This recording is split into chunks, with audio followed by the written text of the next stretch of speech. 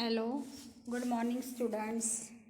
हमने अभी तक 7 लेसन पूरे पढ़े हैं और ग्रामर का भी बहुत ज़्यादा पोर्शन अपना हो चुका है। थोड़ा बहुत रहा वो अब आगे लेंगे।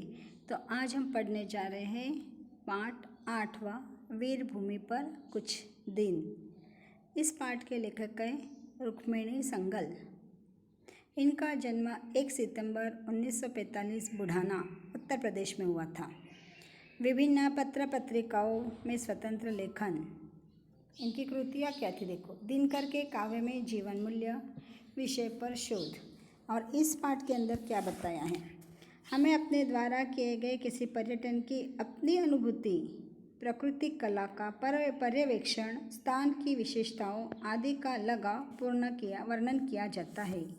प्रस्तुत पाठ में वीरभूमि राजस्थान के जोधपुर, जैसलमेर, चित्तौड़गढ़ आदि विविध स्थानों, वहाँ की कला संस्कृति का सजीव वर्णन किया गया है। तो हम देखेंगे पाठ।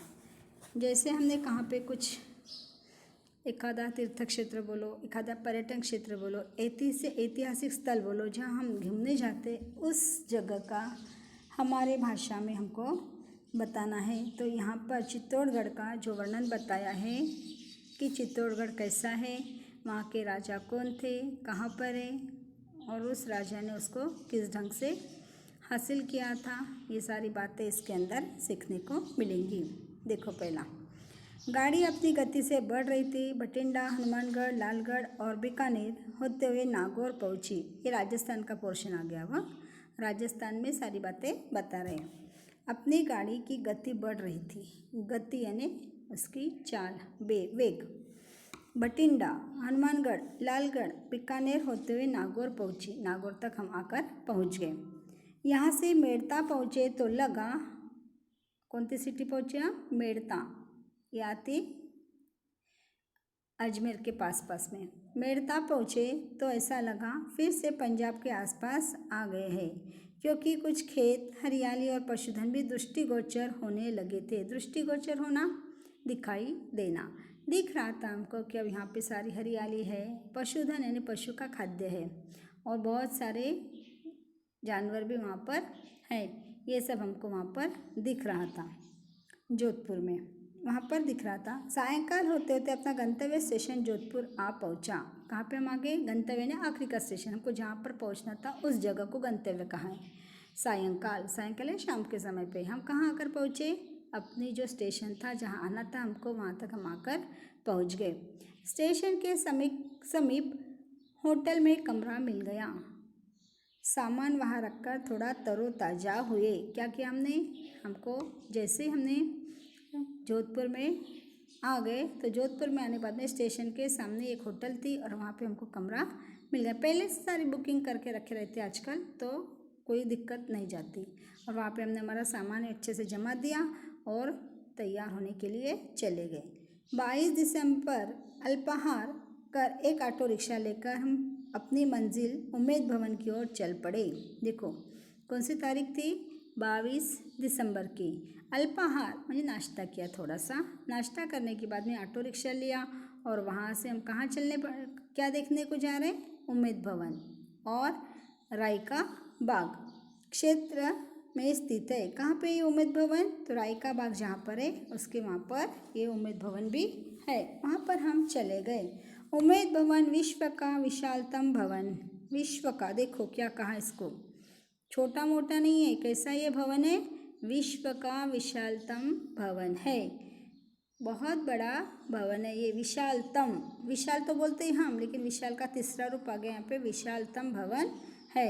यहाँ पर कौन सा भवन है? वो उम्मेद भवन नाम है उसका। और यहाँ का राजा उम्मेद सिंह द्वारा, महाराजा उम्मेद सिंह द्वारा निर्मित होने से उम्मेद भवन कहलाया।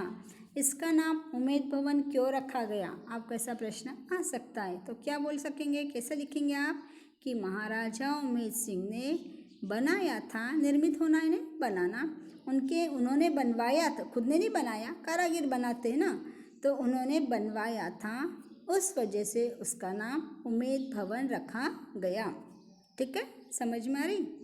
अब आगे देखो, छित्तर झील के पास होने से इसे छित्तर भवन भी कहते हैं। कहाँ पर है ये? राय के बाग के पास में भी है। उसके बाद में इसको क्या कहा है? छित्तर झील के पास झील है वहाँ पे। कौन सी झील है? छित्तर नाम की झील है और वहाँ पे इसका नाम भी छित्तर भवन भी कोई कोई बोलते हैं। इसके निर्माण में 20 वर्ष लगा था। देखो कितने साल लगे बनाते बनाते। हम लोगों की आयुष्य समाप्त हो जाएगी एक आधी बार तो, है ना। इसके निर्माण में 20 वर्ष समय लगा। यह भवन अपनी भव्य उत्कृष्ट सज्जा से सज्जित है। देखो उत्कृष्ट सज्जा यानी इसके अंदर का जो कारागिर का काम है इतना सुंदर बनाया हुआ है कि उसको बनाते बनाते 20 साल लग गए। सोचो कितने कारागिर लगे होंगे। इसमें ऐश्वर्य विलास आमोद प्रमोद के कई साधन उपलब्ध है।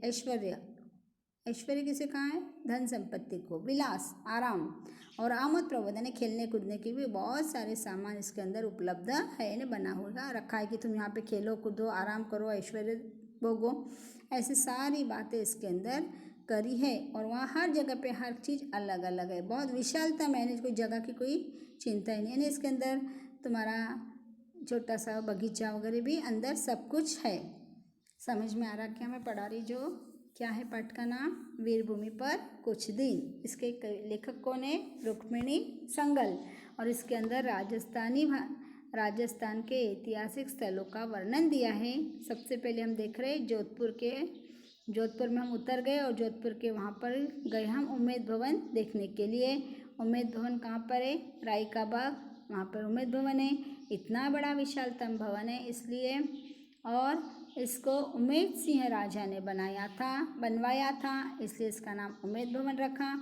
और इसके पास में एक छित्तर झील भी है तो इसे छित्तर भवन भी कहा जाता है। और इसके निर्माण में कितने समय लग गए?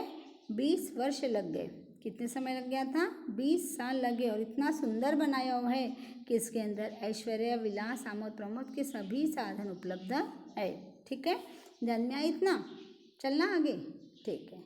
महल के प्रवेश द्वार पर नियुक्त द्वारपाल ने बताया कि महल के 343 कमरों को होटल के रूप में परिवर्तित कर दिया गया है। बाप रे बाप, कितना बड़ा महल है ये! 343 म्हणजे 343 इतना होता हो। 343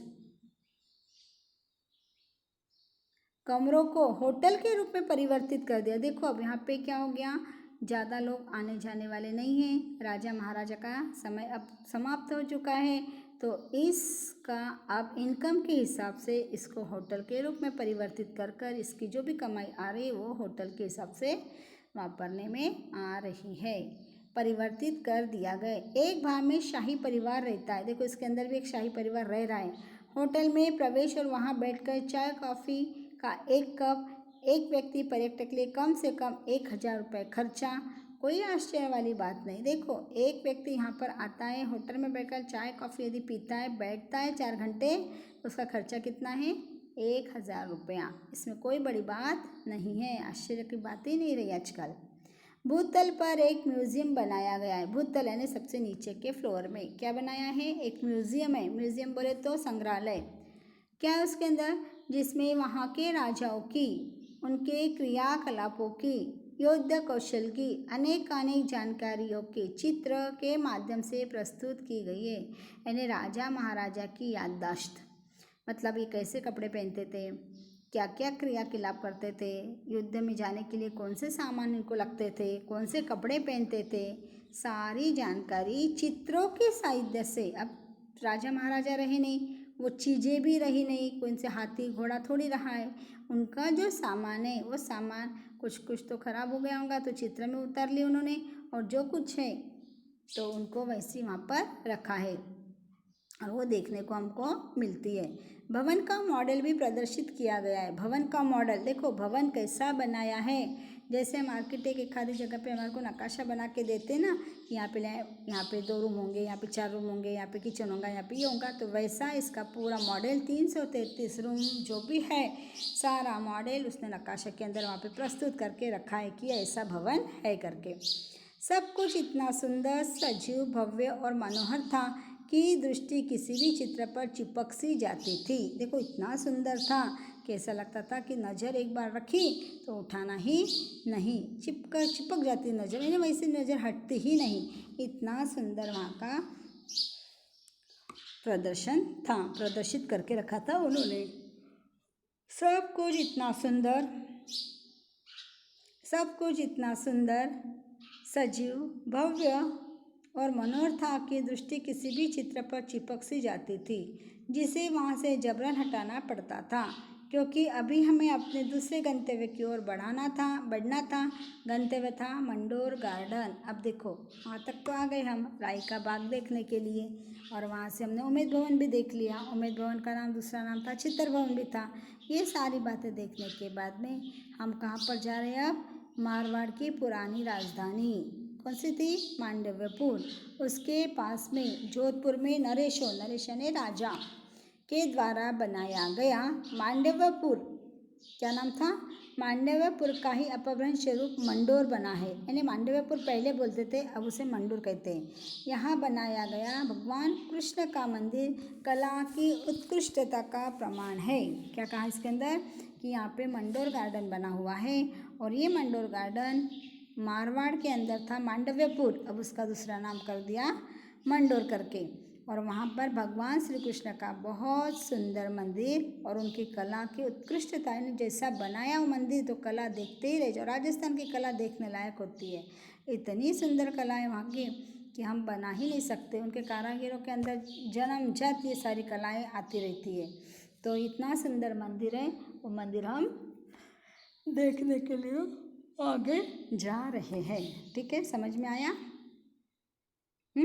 तो आपको अब इसमें का होमवर्क करना है कि ये पाठ के छोटे छोटे प्रश्न बनाना है आपको खुद को, और उसके आंसर भी आपको ही लिखना है। जैसे क्या ये लिखना है, चित्तर भवन किसे कहते हैं, उम्मेद भवन कहाँ है ना।